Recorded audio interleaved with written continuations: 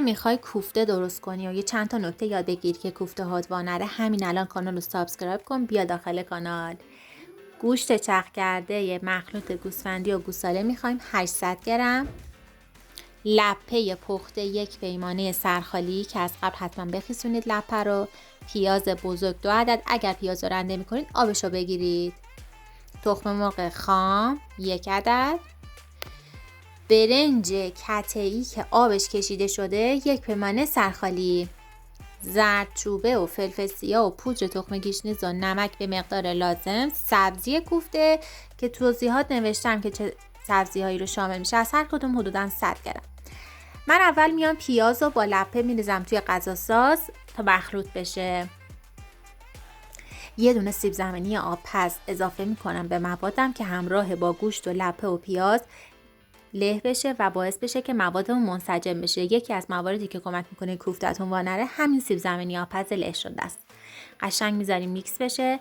ادویه هامون هم اضافه میکنیم و خوب میذاریم مخلوط بشن. هر از گاهی دورگیری هم میکنیم که مواد یک دست‌تر بشه. بعد از اون حدوداً 10 قاشق غذاخوری من برنج پخته اضافه کردم به موادم و بعد از اون دوباره میذارم که خوب مخلوط بشن با هم دیگه.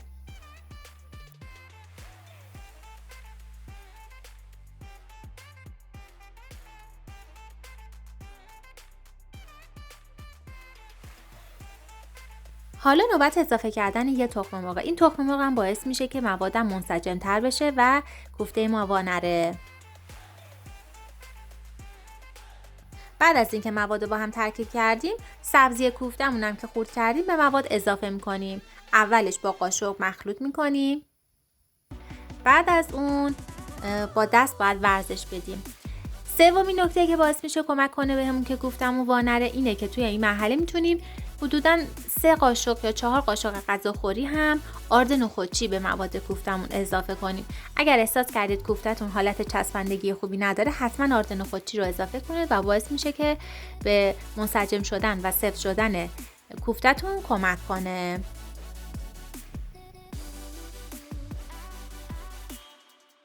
نکته بعدی که برای وا نرفتن کوفته هست، ورز دادن اون هست.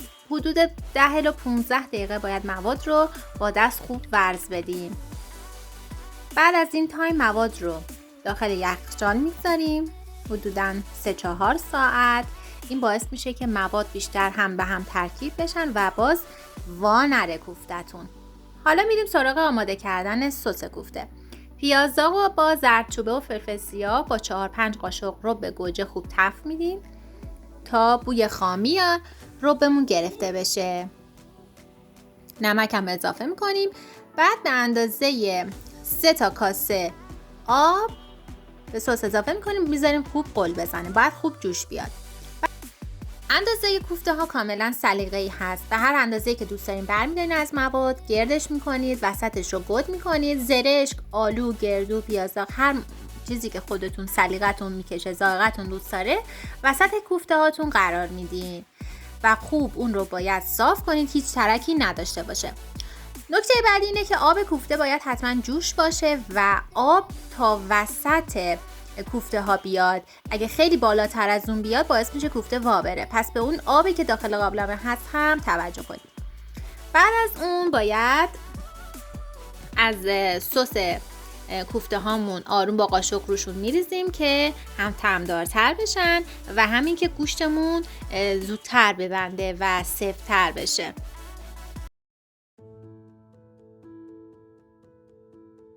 نکته بعدی برای وا نرفتن کوفته مهمه اینه که درب قابلمه رو نیم ساعت اول پخت هرگز نباید ببندید، چون فشار بخار آب باعث میشه که کوفته ها متلاشی بشن.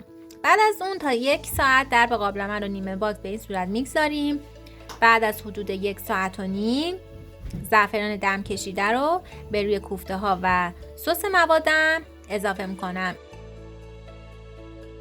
نکته‌ای که توی طعمدار شدن کوفته ها خیلی کمک میکنه این هست که هر 20 دقیقه یک بار با یک قاشق آروم از سس کوفته به روی کوفته هامون میزنیم تا طعمدار بشن و اون شیره و اون طعم دلنشین غذا توی کوفته ها هم حس بشه. بعد از حدود 3 ساعت کوفته های لذیذ ما آماده است. امیدوارم که از این دستور غذا خوشتون اومده باشه. درست کنید و کلی لذت ببرید.